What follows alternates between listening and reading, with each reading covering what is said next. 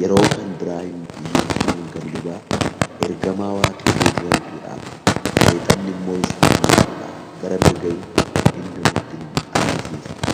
Yommus erga waaqayyo seexanni waaqayyo nana waaqayyoonni Yerusaalem ba'aa jiru keessaa butame.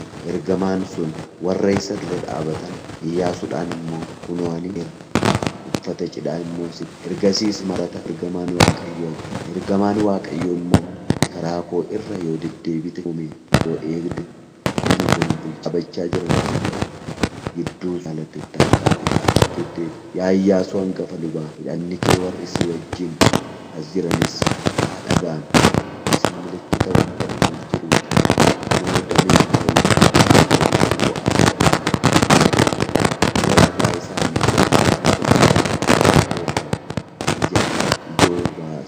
bishaanii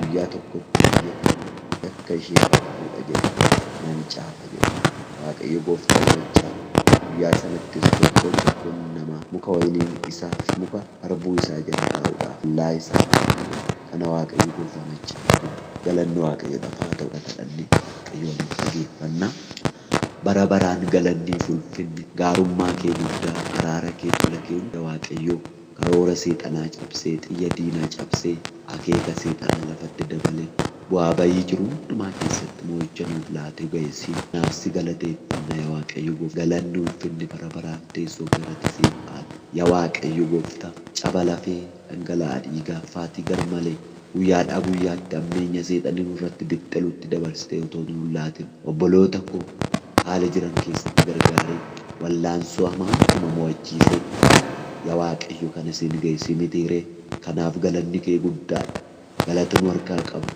ookubaan siif kabaju ulfinni kan kee bara baraan galanni guddaan maqaa Yesuus Kiristoosiin siif waa'ee gargaarsa kee hundumaa waa'ee araara kee hundumaa waa'ee eegumsa kee hundumaa si galateeffanna yaa waaqayyo dooraa daanamaatti yaala Tellara vanassa torra bashena manda mardana masoko prodi vene mandora la divana Jintarti kalotarnis para jona matrai divani katurra baseke vegenda lo barabadana Alleluia praida tu digaletu mosei kapardona matia lo vini tardenkimus kalawat dispora jena manda Grida lo katrodia maseke vegene menda Yesus ako varadiama marada masede de bekrele begenda filarodana masatura diana bai Yesus ilmawaqiyyu galanni sifaatu abbaa bara baraa kabaji sifaatu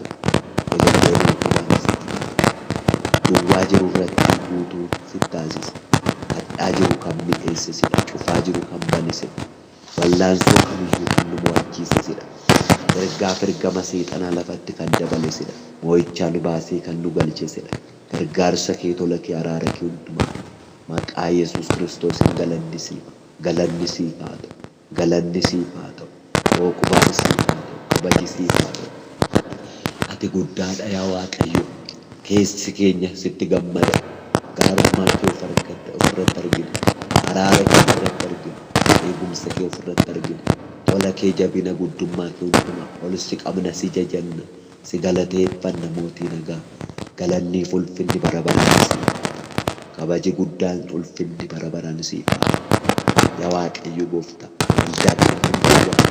obboloota koo kan gargaaru xiyya diinaa jireenya isaaniitti aggaamu kanirraa cabse jedha urreessee danqaaf danqaasaa diinaa hundumaa milkeessee bileskee baasee jalaa oolchee kana siin geessi mitiire kanaaf si galateeffanna galanni ulfinni siif gaarummaa keessa bara baraaf ulfaata araara keessa bara baraaf ulfaata tola keessa bara baraaf ulfaata eegumsa keessa bara baraaf ulfaata yaa waaqayyo obboloota koo hundumaaf galanni siif haa ta'u amma immoo sin kan sagalee situ qaba Phexros akkas jedhe isinoo deemuun barbaaddu jennaan si dhiisneessa dhanga dubbii waa'ee jireenya bara baraa nama barsiisu situ qaba buddeen jireenyaa os bira jira jedhee Phexros akkuma dubbate si biraa dubbii dhugaatti jira si bira jireenya jira si bira nagaa jira si bira sagalee jira si bira furmaata jira si si bira falajjira akka dubbattu si kadhan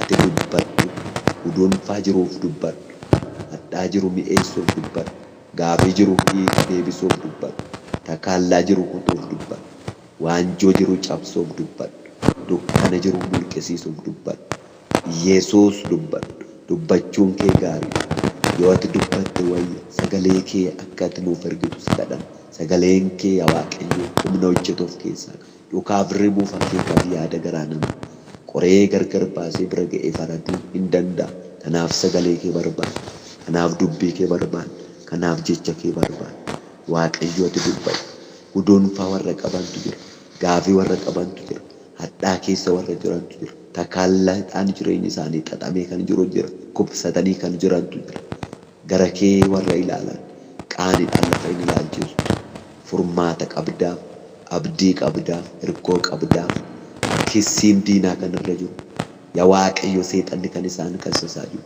doosee baatee isaanii mataa kan jiru doosee baasee isaan kassasaa kan jiru ari'annaa guddaadhaan duukaa bu'ee kan jiru Yesuus ati dubbadhu raarii booddeedhaa dhabamsiisi diina kan moo'ichaan saba kana wajjin hin ta'e milkeessi gooftaa sagalee kee nuuf ergi sagalee kee nuuf ergi sagalee kee nuuf ergi dubbii kee nuuf ergi jecha kee nuuf ergi maatii kanaaf saba kanaaf waldaa kanaaf qoree kanaaf taa'iltoota biyya alaaf keessa hunduma keenyaaf dubbii kee fidi Waaqayyo jecha kee fidi Waaqayyo sagalee kee fidi Waaqayyo jireenyi namootaa kan qooqe ilaalanii kanumaa dhaban fala kan dhaban si harka furmaata jira si harka abdii jira ati dubbadhu ati jedhu ati waa dubbadhu ati furmaata fidi sitti of kennine jireenya keenya irratti ulfina keenya anaanis dubbii kee akka dubbadhu na gargaara saba kanattis dubbadhu ulfinni isaa walitti qabamee haa ta'u maqaa gooftaa keenya Yesuus Kiristoositiin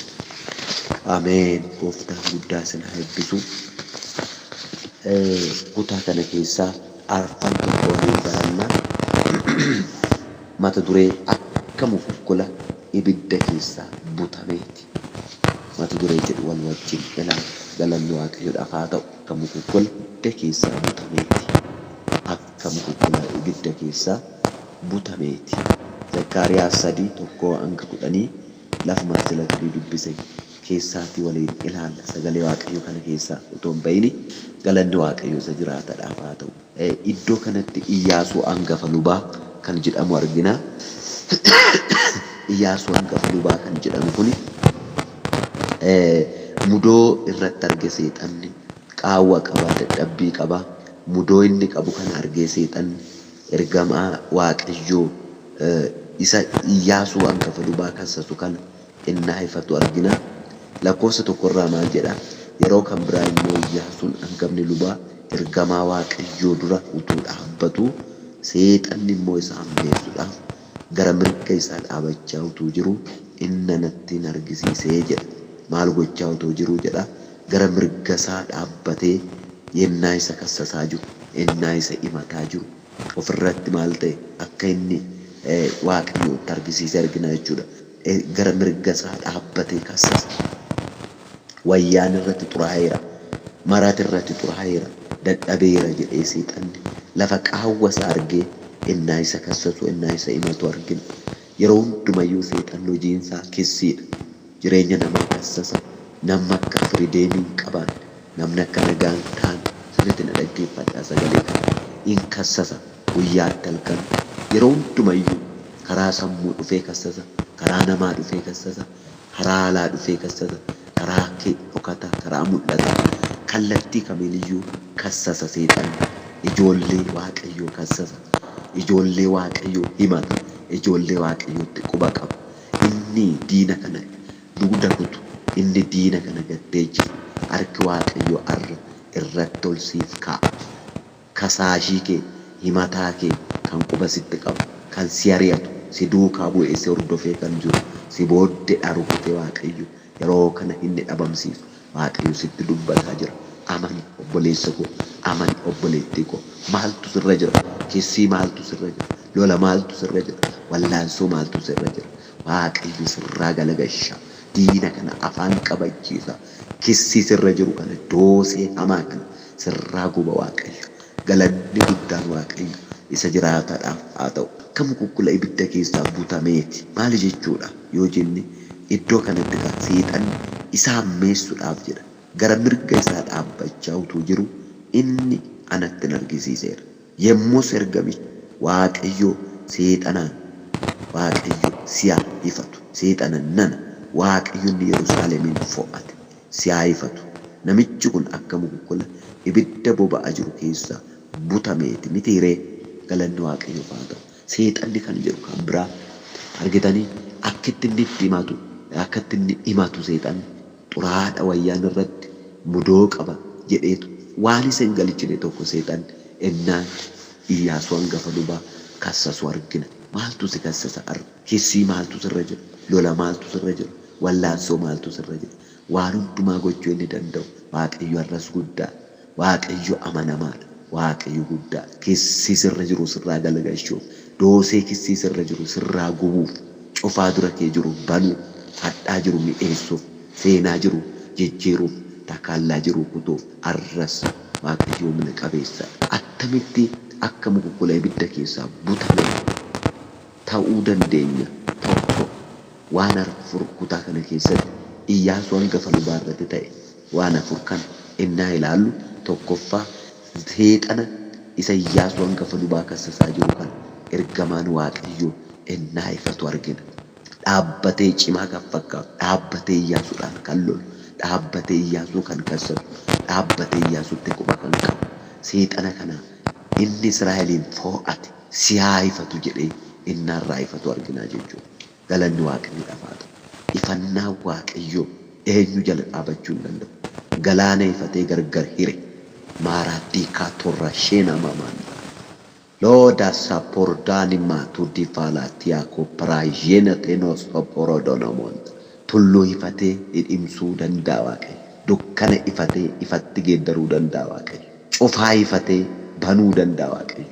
Dura isaatti jabaatee dubbii waaqayyoo duratti kan jabaatu ifannaa waaqayyoo duratti kan jabaatu omti tokko illee hin jiru waan hundumaa gochuuf humna qabeessadha waaqni kee maaltu si rakkisa maaltu si kassasa maaltu si himata maaltu si sodaachisa bara haala dhukkubaa rakkina duwwaadhaa yaaddoodhaa qormaata adda addaa ati qabdu fuula waaqayyoo fuulduratti dhiyeessi sirraa ifata waaqayyo kan hifatame haa ta'u maqaa Yesuus Kiristoosiin bara keerraa hafuura keerraa fayyaa keerraa nagaa keerraa jireenya keerraa kan hifatame haa ta'u yeroo kana jalqabe kan hifatame haa ta'u waa irraa ifate waaqayyo diina dhaabatee xuncaasaa cimsatee humna isaa jabeeffatee Iyyaasuu hangafa lubaa kassasu kana ergamaan waaqayyo ifate galanni waaqayyoodhaaf haa ta'u maal godhe siiniin jedhe in ifateerra tokkoffaa ifatamuu diina yookiin ifatamuu seexana argina jechuudha. Ergamaan waaqayyoo ennaa ifatu argina jechuudha. In ifateerra maaliif kassasta jedhee abbaan anoo irra hin jira danda'aan anoo irra hin jira an argu anoo irra hin jira guddaan anoo irra hin jira beekaan anoo irra hin jira qulqulluun anoo irra hin jira eedhee innaa waaqayyo dubbatuuf innaa waaqayyo falmuuf innaa waaqayyo gargaaru arginaa jechuudha. Galanni waaqayyoodhaaf haa ta'u. Galanni waaqayyoodhaaf haa ta'u. Lammaffaa maaltu ta'eef Iyyaasuu hangafa lubaatiif gaafa jennu wayyaa isaa itti geedda. Galanni waaqayyoodhaaf haa ta'u. Lakkoofsa lamarraa yommuu dhiifama lakkoofsa sadiirraa yeroo sanatti Iyyaasuun uffata xuraa'aa uffatee ergamicha dura hin dhaabata ture. Ergamaan sun warra isa dura dhaabatan sanaan uffata isa xuraa'aa sana irraa baasaa jedhe. Iyyaasuudhaan immoo kunoo ani yakka keessee irraa fuudheera uffata cidhaa immoo itti nan uffisa jedheedha.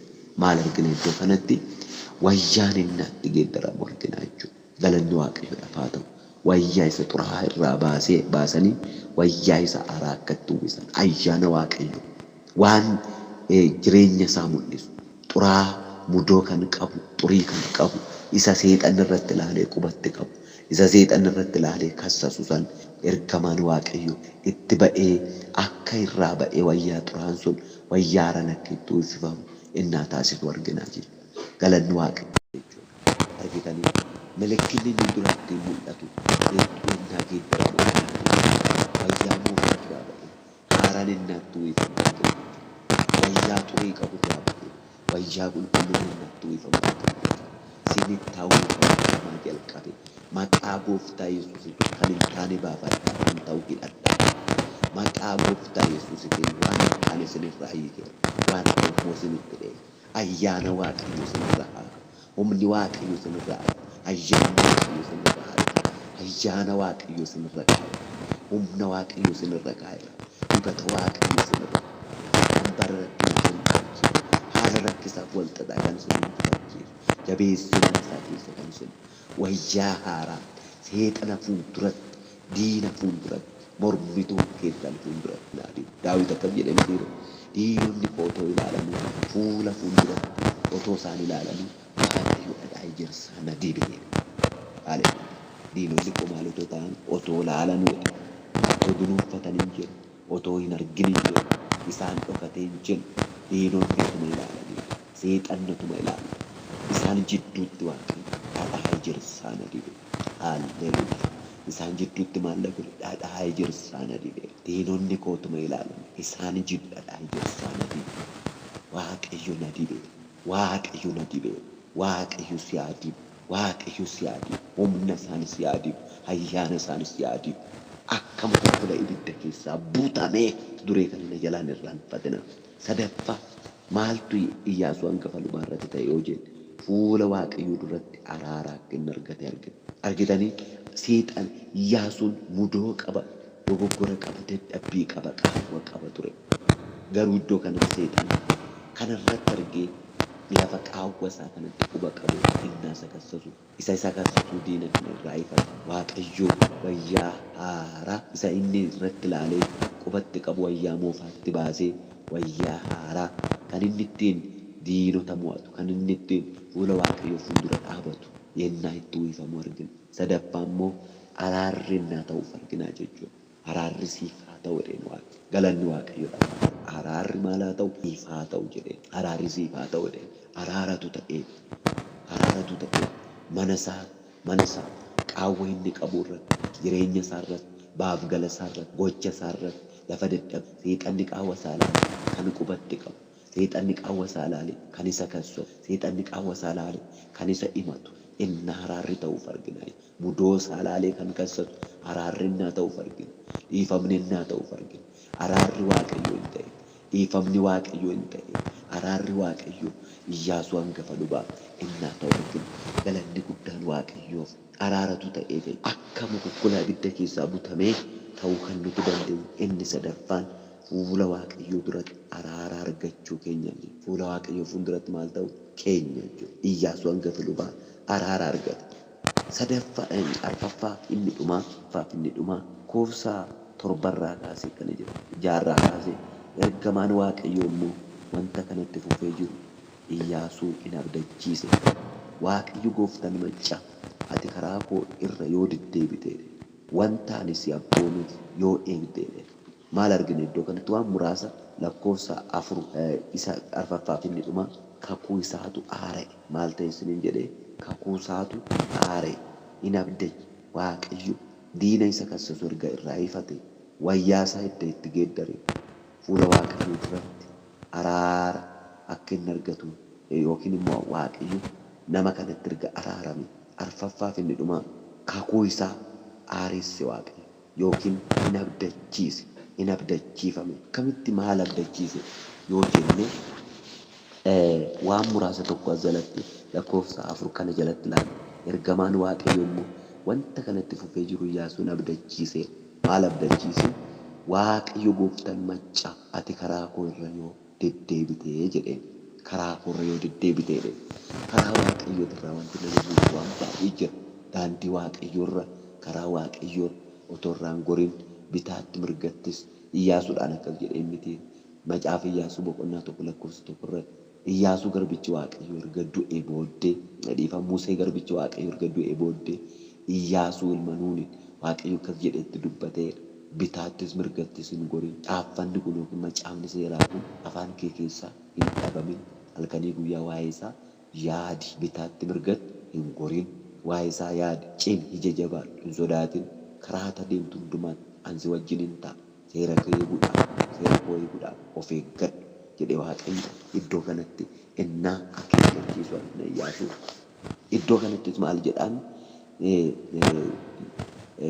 karaa koo irra yoo deddeebite ila karaa koo irraa wanti si qaboo jiraate iyyuu tole jettee karaa koo irraa hin bu'in karaa koo irra deddeebii karaa koo irraa jiraadhu jedhee Waaqayyo itti dubbata. Karaa koo irra yoo deddeebiteedhaan lammaffaa wanta ani si abboomes yoo eegdeedhaan galanni Waaqayyoodhaaf haa ta'u baay'ee sagalee dinqee wanta ani si abboomes yoo eegde kana godhi kana siin jedhe gochuu kana dhiisi kana siin jedhe yoo dhiiste karaa kana bayoo siin jedhe karaa nani siin jedhe yoo baate waan nan dhiisiin jedhe yoo dhiise akka nani siin jedhe ittoo jiraatte jechuusaati naaf abboomamte jechuusaati waan nani siin jedhe yoo raawwatteedhaan jechuudha. Iddoo kana wanta ani si abboomes yoo eegdeedhaan jechuudha. Waaqayyo wanta nu abboome qaba waan godhanuun jedhe qaba waan dhiisaanuun jedhe qaba waan hin godhinaanuun jedhe qaba karaa ba'aa jedhe qaba karaa galaa jedhe qaba. Rakkoo guddaan kiristaanota bara si'anaa anaan dabalatee Waaqayyo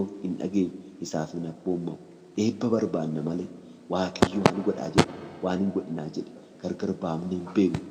Waldaa kiristaanaa keessatti rakkoo guddaan isa kan obboloota koo namni baay'een yaada Waaqayyoon ala waan Waaqayyoon godhinaa jedhe godhu waan Waaqayyo godhaa jedhe immoo godhan waan Waaqayyo dhiisaa jedhe dhiisan waan Waaqayyo immoo hin godhinaa jedhe hin godhu waan Waaqayyo godhaa jedhe immoo hin godhan akka fedha Waaqayyootti hin jiraannu akka fedha Waaqayyootti hin jiraannu dhaluun kanarraa kan ka'e dheekkamsi lafa kanatti baay'ate jechuudha. Kanaaf ati karaa koo irra yoo deddeebiteedhaan wanta ani si abboomes yoo wanta ani si abboomes yoo eegdeedhaan sadaffaan kanatti dubbate jechuudha. Ittaanee ati kana yoo goote mana koo hin bulchita mana koo maal goote hin bulchita mana Waaqayyo keessaa bulchuun jira geggeessuun jira tajaajiluun jira lubbuu Waaqayyo nutti kenne jira karaa Waaqayyo ba'aa jedhe jira karaa Waaqayyo galaa jedhe jira hin bulchitaa jedhee kan biraa oobdii mana kootii irratti itti gaafatamaa hin taata jedhee itti gaafatamaan si godha jedhee jechuudha. Warraas dhaabachaa jiran kana gidduus akka jaalattetti akka ati deddeebitu nan godha jedhee itti dubbate jechuudha. Galanni Waaqayyoodhaaf haa ta'u. Nagaadhaan firideemiidhaan sodaa tokko malee akka ati deddeebitu maaliin godha nan godha yoo ati karaa koorra jiraatte waan ani si abboomes immoo yoo raawwatte yoo eegde yoo goote akka namni siin jedhetti yoo jiraatte mana koo keessatti hin bulchita oobdii mana koo keessa hin jiraatta mana koo irratti immoo itti gaafatamaa hin taata jedhee Waaqayyo abdii guddaa kana innaa galuuf argina. Galanni Waaqayyoodhaaf haa ta'u. Kanaaf in abdachiisa jechuudha. Kakuu isaa haaresse Iyyaasuu abdii kutate ture wayyaan irratti xuraa'ee ture keessiit irra jira ture seexan qubatti qaba ture garuu Waaqayyo maal godhe iddoo kanatti kakuu innaa galeef kakuu isaa innaa haaresseef arginaa jechuudha. Kakuu keessiif haaressa Waaqayyo wayyaa haaraa sitti uwwisa Waaqayyo abdii sii abdachiisa abdii siif kakate otoo siif hin raawwatame hin dhiisu Waaqayyo abdii guddaa galeef Iyyaasuu hangafa lubaatiif iddoo kanatti. Galanni Waaqayyoodhaaf haa ta'u. Abdii guddaa innaa galeef arginaa jechuudha. Waan abdiin Waaqayyo galeef mana koo keessatti itti gaafatamaa hin taatu mana koo hin bulchita. Akkasuma warra as dhaabatan kana keessaa hangafa luboota jechuudha isaan jidduutti maal taatu itti gaafatamaan si godha. Hedheetu Waaqni abdii guddaa Iyyaasuu hangafa lubaaf innaa galee arginaa. Walumaa galatti obboloota wanti nuti lafa kanatti ilaallu sagalee Waaqayyoo keessaati ibidda keessa akka ibidda keessa akka mukukkula ibidda keessa butame jireenya kee haala kee laalee seexanni quba sitti qabuu danda'a. Abiddi mukukkula ibidda keessaa butame akka mukukkula ibidda keessaa butame jechuun lafatti darbatametti inni ibsaa dukkana mulqisiisa. Lafatti darbatametti qoshaashaa galabaa kosii waan gubachuun itti jiru hin gubaa abiddi jechuudha. Namni kamiyyuu ramacii abidda isa bobaa abidda yookiin mukukkula abidda keessaa butame eenyu quba isaatti buusee qabuu hin danda'u. Hin guba waan ta'eef humna qabeessa waan ta'eef akka kana Waaqayyo sitti maayii bahuu barbaada. Abidda si taasisee humna isaa sitti hidhee jireenya kee geeddaree ayyaana isaa sitti dabalee dibata sitti dabalee ulfinni Waaqayyo sinitti dabalamee harki Waaqayyo sin wajjin ta'ee Waaqayyo sin argachuu barbaada. sin bobbaasuu barbaada, sin baasuu barbaada, sin galchuu barbaada. Ulfinni Waaqayyo, surraan Waaqayyo si wajjin haa ta'u obboloota koo, si wajjin haa ta'u obboloota koo, si wajjin haa ta'u obboleessa koo, si wajjin haa ta'u obboleettii koo. Ayyaanni Waaqayyo si faana haa ta'u. Akka mukukkula ibidda keessaa butameeti. Akka seexanni jedhu miti. Akka seexanni keessi kaasatu miti. Ati Waaqayyoof dhimma baafta. Ati Waaqayyoo dhimma siin ba'a. Gatii sirra kaa'eera. Ulfinni Waaqaa sirra jira. Siin hojjechuus si ergachuu barbaada. Akka mukukkula bobaa abidda keessaa butameeti ati. Akka mukukkula abidda keessaa butameeti. Hojii siin hojjeta Waaqa. Kan bilcheessu, kan dhaamsu, kan gubu Waaqayyo siif hojjechuu, siin hojjechuu, si hojjechuu, siif hojjechuu, siin hojjechuu barbaada. Waaqayyoof galanni guddaan haa ta'u. Walumaa galatti eenyufaa Waaqayyo eenyufaa akka bobaa mukukkula abidda keessaa butamee eenyu taasisa? Maal gochuun nurra jireessi jedhu Iyyaasuu irraati waan gurguddaa afur laalleerra. Maal godheef diina isa marsee isa kassasaa jiru innaarraa ifatu argina Waaqayyo. Wayyaa xuraa'aa isarra jiru innaatti geeddaru argina Waaqayyo. Inni sadaffaan immoo wayyaa isaa edda geeddaree booda Waaqayyo Iyyaasuu akka falubaa innaa fuula Waaqayyo fuulduratti sababa seexanni araara akka waan hin qabne cubbamaa akka ta'etti isa kassasuutti Waaqayyo araara innatti argisiisu argina. Fuula Waaqayyo fuulduratti hangafa lubaa Iyyaasuu inni arfaffaaf inni dhumaa abdii isaa yookiin kakuu isaa Waaqayyo innaa haaressu argina jechuudha. Kanarraa kan ka'e akka mukukkula bobaa abidda keessaa butameeti jedhee Waaqayyo kakuu guddaa Iyyaasuudhaaf gale. Yaada seexanaa kissii seexanaa innaarraa kuffise argina. Moo'ichaan Waaqayyo Iyyaasuu wajjin akka ta'e argina. Akkuma kana obboloota koo jireenya keessan keessatti maaltu isin himataa jira? Maaltu isin kassasaa jira? Maaltu abdii isin kutachiisaa jira? Wallaansoo mana keessan irra jiru, wallaansoo jireenya keessan irra jiru Waaqayyo akkasiin mo'achiisu amanaa. Ati nama salphaa miti obboleessa koo, obboleettii koo. Ati akka nama mukukkula abidda keessaa butameeti. Waaqayyo siin hojjechuu barbaada. Waaqayyo si ergachuu barbaada. Ilaa Isaayyaas irra inni ilaaltan boqonnaa 5 boqonnaa 6 jechuudha. Kutaa san dubbiseetan isiniif kadhee gara xumuraatti fiduu yaalaa. Isaayyaas boqonnaa 6 ifama boqonnaa 6 lakkoofsa 1 irraa nan dubbisa. Galanni Waaqayyoodhaaf haa ta'u. Isaayyaas boqonnaa 6 lakkoofsa 1 irraa dubbiseen isa booda Waaqayyoon kadhannaa. Bara Uziyaan mootichi du'e. Gooftichi teessoo dheeraaf ol ka'aa irra taa'ee handarra uffata isaas mana qulqullummaa guutee nan arge. Suraafeel isa gararraadhaan hin dhaabatan. Tokkoon tokkoon isaanii kochoo 6 qabu turan. Kochoo 2 fuula isaanii, kochoo 2 miilla isaanii in golbobata. Kochoo 2 immoo in balali'u turan. Walitti lallabanis qulqulluu qulqulluudha. Waaqayyo Gooftaan maccaa. Guutummaan lafaas ulfina isaatiin guutuudha. Hin jedhu turan jedha. Lakkoofsa 4 irratti sagalee walitti lallabuu isaanii irraa kan ka'es hundeen buusaa balbala hin socho'e. Aarris manicha qulqullummaa keessa hin guute. Yommus wayyoo kaa ani nama arrabni isaa xuraa'e. Namoota arrabni isaanii xuraa'e gidduus kan hin jiraadhu waanan ta'eef iji koos Waaqayyoon mootii koo maccaa waan argeef nan bade jedhe. Kana irratti Suraafeel warra achi dhaabatan keessaa tokko barbadaa ibiddaa isa qabduudhaan iddoo aarsatii fuudhee katti qabatee gara kootti hin balali'e. Barbadichas afaan kootti kunoo kun afaan keetti waan bu'eef yakki kee sirraa fuudhameera, cubbuun kee siif dhiifameera naan jedhe. Jedheetu dubbata. Sagalee Waaqayyo iddoo kanatti waa'ee abiddichaa kana dubbachuu barbaada. Erga Isaayyaas of argee booda, Uziyaan erga du'ee booda wanti dura keetti atiif Waaqayyoon akka wal hin argine siif Waaqayyo jidduu goree kan gargar isinitti hise sa'aatii kana jalqabee jidduu koof Waaqayyo jidduudha. Isiniif Waaqayyo jidduudha. Tulluun ijaajjee jiru. Maqaa Yesuusin Uziyaan dhaabatee kan jiru akka Waaqayyoon hin argine kan sin kafane ija keessan gurra keessan kan gaarrate sa'aatii kana jalqabee kan ka'aa ta'u maqaa Yesuusitiin kaaseera. Edda inni du'ee booddeedha sagalee Waaqayyoo. Edda inni du'ee booddee Isaayyaas Waaqayyoon arge. Isa booda wayyoo kanan badee ani arrabi koos kan xuraa'e nama akkanaati. Warra arrabi isaanii